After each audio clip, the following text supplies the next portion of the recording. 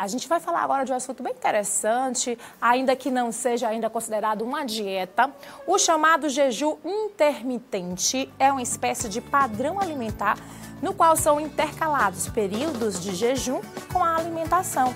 Trata-se de uma metodologia que vem ganhando espaço na internet ou de maneira informal entre aqueles que desejam principalmente emagrecer de forma rápida. Porém, na prática, o desconhecimento de algumas das características dessa metodologia, somada aí à falta de orientação nutricional, pode resultar em muitos prejuízos, mais prejuízos até, do que benefícios para a saúde. Então, sobre esse assunto, a gente está recebendo a partir de agora a nutricionista Germana Alencar. Tudo bom, Germana? Oi, bom dia, Shirley. Bom dia. Primeiro, a gente queria agradecer a sua disponibilidade de participação aqui com a gente. A gente achou muito interessante.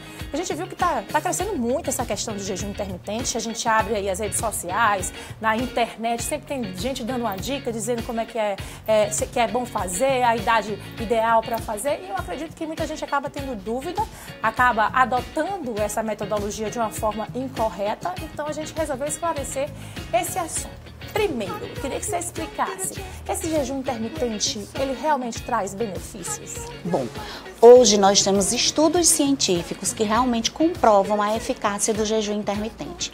Porém, ele precisa ser acompanhado e assistido. Por quê? Hoje nós temos na internet um mundo de informações, muitas delas corretas, porém mal interpretadas. Aí entra a importância do papel do profissional. Por quê? Quando você visita um profissional de nutrição e ele adequa seu jejum às suas necessidades, porque o que acontece? Na nutrição nós temos 4 leizinhas básicas: quantidade, qualidade, harmonia e a adequação. E aí onde é que entra a adequação?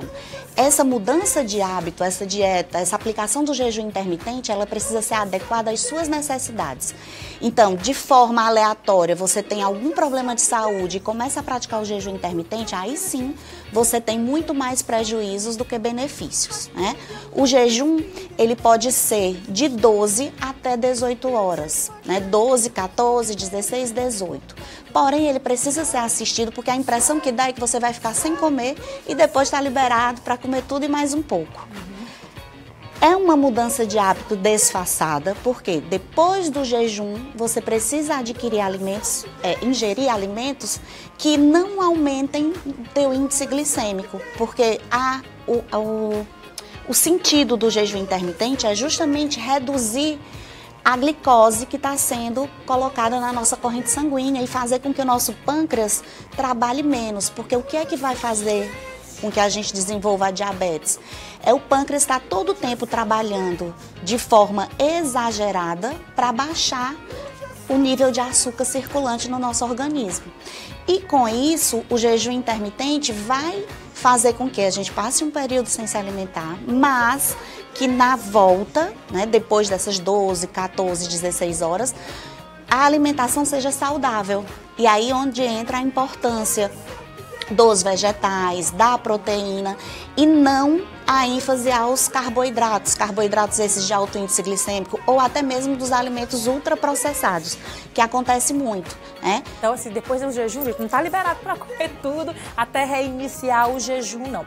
Agora, muita gente diz que ele não é indicado por um tempo muito longo, né? Realmente tem isso? Ele é aquela coisa de você utilizar ali, como eu falei no começo, quem deseja perder peso rápido e depois, sim, fazer uma reeducação alimentar? O jejum auxilia na perda de peso, mas ele vai ter uma importância muito maior na redução desse nível de açúcar circulante, né? Consequentemente, você perde peso. A partir do momento que você reduzir o seu consumo de ultraprocessados, de alimentos excessivamente doces, você vai perder peso, né?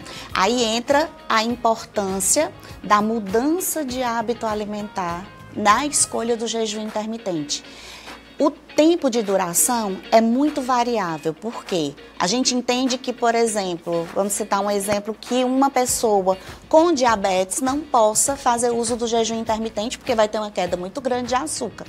Porém, essas pessoas elas também podem usar o jejum intermitente, mas acompanhadas por um profissional e que elas comecem a entender a sua resistência, se é de 12 horas, de 14 horas, de 16 horas, e aí ela vai conseguir fazer comer sem nenhum prejuízo à saúde. Agora, você falou que é no mínimo, né? Geralmente utiliza de no mínimo 12 horas. Eu pego o período da noite, que aí a pessoa já está dormindo e geralmente é no horário que ela não estaria comendo, Exatamente. É um horário mais tranquilo, onde você não tem um excesso de atividade, né? E o jejum, ele preconiza esse horário da noite justamente porque é onde o nosso metabolismo tem uma queda. Então, por exemplo, se você começa a fazer um jejum às 18 horas faz o jantar e vai se alimentar no outro dia às 9 da manhã, você passou por um período da noite, que seria o período de maior acúmulo calórico sem gasto, né?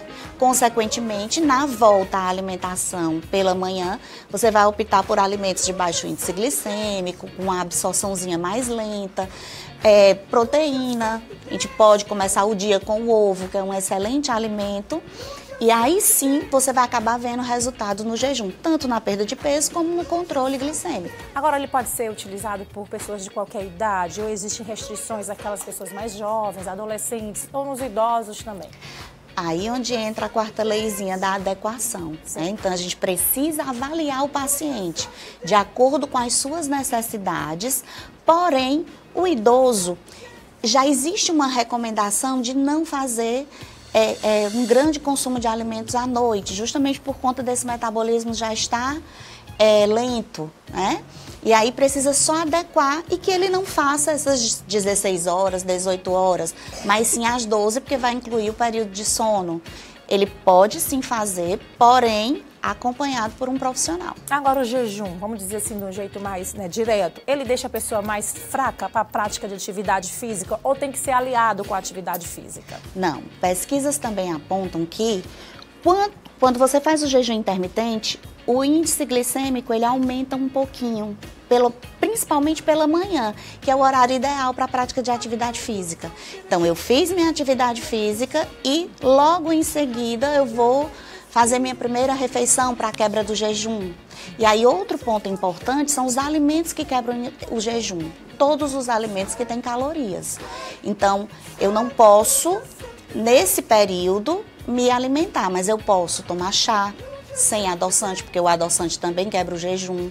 Eu posso fazer uso do cafezinho, posso usar o suco verde, e aí se eu não quiser ficar totalmente sem me alimentar, o suco verde com folhas e limão e água também é uma ótima pedida para não ter a quebra de jejum e potencializar esse nível de açúcar circulante, né? Reduzir e dar energia para essa prática de atividade pela manhã. Coisa que a gente não sabia. Eu, por exemplo, achava que mesmo sendo, só poderia tomar água, mas suco não poderia, chá não poderia, então isso não é considerado quebrar o jejum intermitente. No caso, o suco verde, que vai só água e as folhas. O cafezinho também sem adoçante. E o cafezinho sem açúcar e sem adoçante. Não é considerado também a quebra do jejum intermitente. Agora sim, eu imagino que a pessoa que consegue adotar esse jejum, consegue alcançar o seu objetivo de emagrecer.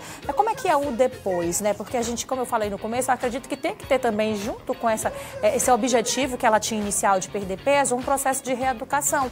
Porque aí pode acontecer aquilo que a gente chama de efeito sanfona, né? Perdeu o peso aqui rápido, parou de fazer o jejum, voltou a comer normalmente e aí ganha peso de novo. Isso também acontece muito para quem adota aí o jejum intermitente?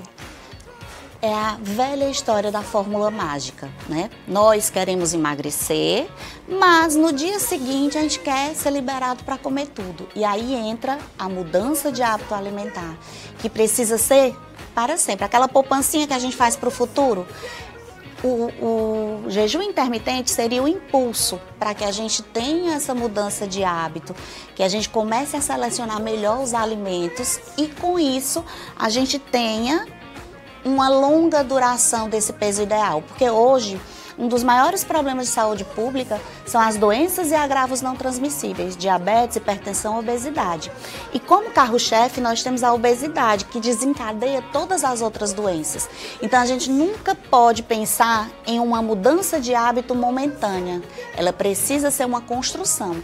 E aí, mais uma vez, entra a importância da busca do apoio do profissional, para que você realmente siga e que introduza na sua vida diária e cotidiana essa mudança de hábito para que a gente possa colher no futuro os loiros dessa mudança, Tá certo. consequentemente qualidade de vida. Tá certo, Germana. Que interessante a conversa. Acho que foram aí várias dicas para quem está pensando em adotar esse método. A dica principal que fica é que é sempre bom, lógico, é necessário você ter esse acompanhamento de perto de um profissional que entenda para que você tenha aqueles resultados que você realmente almeja. Obrigada pela sua participação. O prazer foi meu em estar aqui e, assim, pedir que a população realmente faça uso do profissional de nutrição para que mude seus hábitos e, assim, construa uma terceira idade mais saudável. Sem dúvida. Obrigada, Germana. Adorei a sua presença aqui. Tá aí, gente, dicas bem legais para você.